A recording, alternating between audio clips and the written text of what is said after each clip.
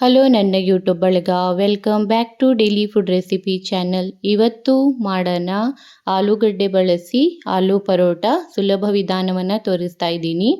ಮೊದಲು ಇಲ್ಲಿ ನಾನು ಚಪಾತಿ ಹಿಟ್ಟನ್ನು ತೆಗೆದುಕೊಂಡಿದ್ದೀನಿ. ನೀವು ಬೇಕು ಅಂದರೆ ಮೈದಾನು ತಗೋಬೋದು. ಸ್ವಲ್ಪ ಉಪ್ಪನ್ನು ಹಾಕ್ತಾ ಇದ್ದೀನಿ. ಉಪ್ಪನ್ನು ಸೇರಿಸಿ ಇವಾಗ ಇದಕ್ಕೆ ಸ್ವಲ್ಪ ಎಣ್ಣೆಯನ್ನು ಕೂಡ ಸೇರಿಸ್ತಾ ಇದ್ದೀನಿ. ಹಿಟ್ಟು ಚೆನ್ನಾಗಿ ಬರಲಿ ಅಂತ ಹೇಳಿ ಇದನ್ನು ನಾದ್ಕೊಳ್ಳೋಣ. ಚೆನ್ನಾಗಿ ಈ ರೀತಿಯಾಗಿ ನಾದ್ಕೊಂಡು ಈ ರೀತಿ ಕನ್ಸಿಸ್ಟೆನ್ಸಿ ಇರಬೇಕು. ತುಂಬಾ ತೆಳು ಅಥವಾ ದಪ್ಪಿರಬಾರ್ದು. ಆಮೇಲೆ ಇಲ್ಲಿ ನಾನು ಆಲೂಗಡ್ಡೆನ ಬೇಯಿಸ್ಕೊಂಡಿದ್ದೀನಿ. ನೀವು ಇದನ್ನು ಒಂದು 2 ವಿಸಲ್ ಮಾಡ್ಕೊಳ್ಳಿ. ಯಾಕೆ ಅಂದರೆ ಕೆಲವೊಂದು ಸರಿ ಏನಾಗುತ್ತೆ, ಆಲೂಗಡ್ಡೆ ಬೇಗ ಬೇಯೋದಿಲ್ಲ. ಸೊ ಅದಕ್ಕೆ ಒಂದು 2 ವಿಸಲ್, ಯಾಕಂದರೆ ಇದು ಚೆನ್ನಾಗಿ ಮ್ಯಾಶ್ ಆಗಬೇಕು ಅಲ್ವಾ. ಈ ರೀತಿಯಾಗಿ ಮ್ಯಾಶ್ ಮಾಡ್ಕೊಳ್ಳಿ. ಇದಕ್ಕೆ ಇವಾಗ ಈರುಳ್ಳಿನ ಸೇರಿಸ್ತಾ ಇದ್ದೀನಿ. ಕೆಲವೊಂದು ಜನ ಒಗ್ಗರಣೆ ಹಾಕಿ ಮಾಡ್ತಾರೆ, ಬಟ್ ನಾನು ಈ ರೀತಿಯಾಗಿ ಮಾಡ್ತಾಯಿದ್ದೀನಿ.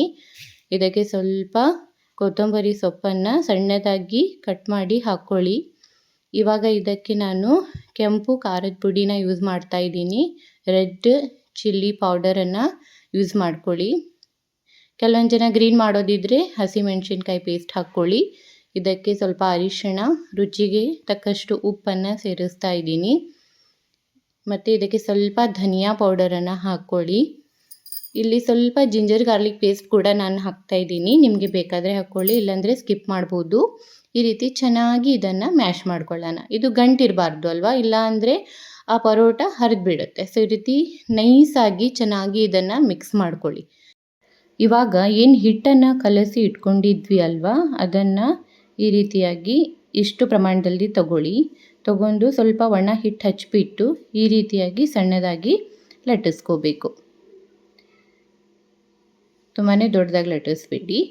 ಈ ರೀತಿ ಚೆನ್ನಾಗಿ ಲಟ್ಟಿಸಿ ಆಗಲೇ ಮಾಡ್ಕೊಂಡಿರುವಂತಹ ಆಲೂಗಡ್ಡೆ ಮಿಕ್ಸ್ ಏನು ಮಾಡಿದ್ವಿ ಅಲ್ವಾ, ಅದನ್ನು ತಗೊಂಡ್ಬಿಟ್ಟು ಇದರ ಒಳಗೆ ಇಟ್ಟು ಈ ರೀತಿಯಾಗಿ ಎಲ್ಲ ಕ್ಲೋಸ್ ಮಾಡಿಬಿಡಬೇಕು.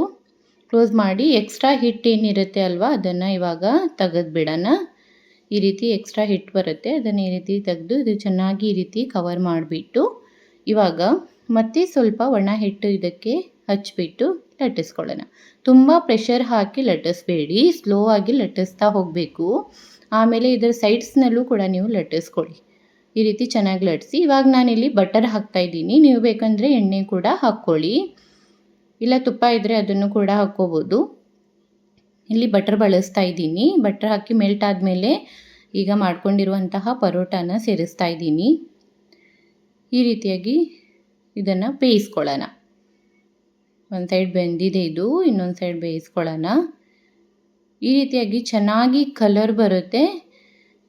ಒಮ್ಮೆ ಮಾಡಿ ನೋಡಿ, ತುಂಬಾ ಟೇಸ್ಟಿಯಾಗಿರುತ್ತೆ. ನಿಮ್ಮ ಮಕ್ಕಳ ಒಂದು ಬ್ರೇಕ್ಫಾಸ್ಟ್ಗೂ ನೀವು ಕೂಡ ಇದನ್ನು ಮಾಡಿ ಕೊಡ್ಬೋದು. ಮೇಲೆ ಸ್ವಲ್ಪ ಬಟರ್ ಹಾಕ್ತಾಯಿದ್ದೀನಿ. ಮಕ್ಕಳ ಟಿಫಿನ್ಗೆ ಆಗಿರಬಹುದು. ಇದನ್ನು ನೀವು ಈವ್ನಿಂಗ್ ಸ್ನ್ಯಾಕ್ಸ್ ಆಗಿಯೂ ಮಾಡ್ಕೋಬೋದು. ಅಥವಾ ಮಧ್ಯಾಹ್ನದ ಊಟಕ್ಕೆ ನಿಮಗೆ ರೊಟ್ಟಿ ಚಪಾತಿ ಮಾಡಿ ಬೇಜಾರಾಗಿದೆ ಅಂತ ಅನ್ನೋದಾದರೆ ಈ ರೀತಿ ಬೇಗನೆ ಮಾಡ್ಕೋಬೋದು. ನೋಡಿ, ಇಲ್ಲಿ ಪರೋಟ ರೆಡಿಯಾಗಿದೆ. ಇದನ್ನು ನೀವು ಟೊಮೆಟೊ ಸಾಸ್ ಆಗಿರ್ಬೋದು, ಚಟ್ನಿ ಆಗಿರಬಹುದು, ಮೆಯೋನೀಸ್ ಆಗಿರ್ಬೋದು, ಇದರೊಂದಿಗೆ ಟೇಸ್ಟ್ ಮಾಡಿ ನೋಡಿ. ಈ ರೀತಿ ಚೆನ್ನಾಗಿ ರೆಸಿಪೀಸ್ ನೋಡಲಿಕ್ಕೆ ನನ್ನ ಚಾನಲ್ನ ಸಬ್ಸ್ಕ್ರೈಬ್ ಮಾಡಿ ಸಪೋರ್ಟ್ ಮಾಡಿ. Thank you.